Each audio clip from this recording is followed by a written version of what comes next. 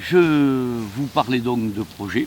Voilà, là, je vais rentrer peut-être dans des termes peut-être un petit peu plus techniques. Le lac des Ozerals est un lac collinaire de catégorie C, c'est-à-dire que par rapport à des consignes de sécurité, il faut essentiellement les respecter, notamment sur la digue. Et nous avons donc déjà commencé les études, mais ces études devront se concrétiser par des opérations. En effet, la digue doit être restaurée. D'abord, savoir à quel point elle est abîmée et ensuite faire évaluer le coût des travaux et les réaliser.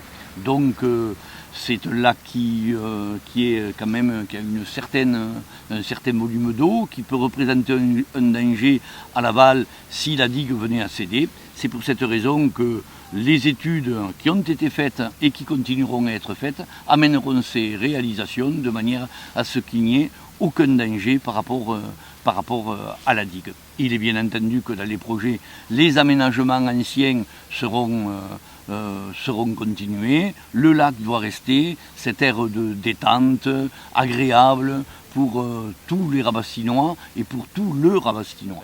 Le lac des Ozerals, c'est aussi la piscine, puisque les gens qui viennent à Rabastens ou l'été ou les jeunes viennent souvent se baigner. Et dans les projets, il est évident que la piscine est un des projets fondamentaux autour du lac des Ozerals.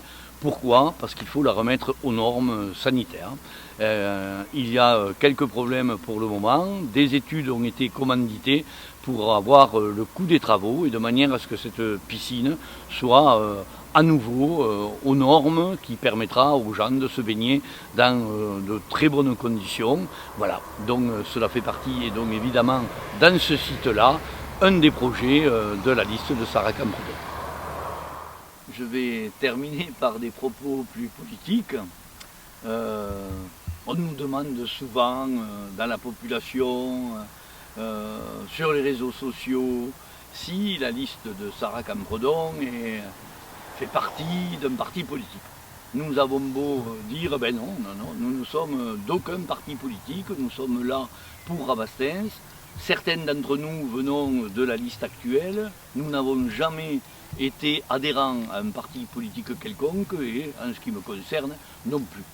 Alors je vais, pour terminer, peut-être d'une manière un petit peu plus, je dirais, tranquille, je vais vous raconter une anecdote. L'autre jour, j'étais dans la cour de la mairie et un journaliste m'apostrophe en me demandant si j'étais d'un parti. Je lui ai répondu, certes un petit peu brutalement, je ne suis d'aucun parti. Et finalement, en rentrant, j'ai réfléchi et non, ce n'est pas ce que j'aurais dû lui répondre et ce que j'aurais dû lui répondre, je vais vous le dire aujourd'hui.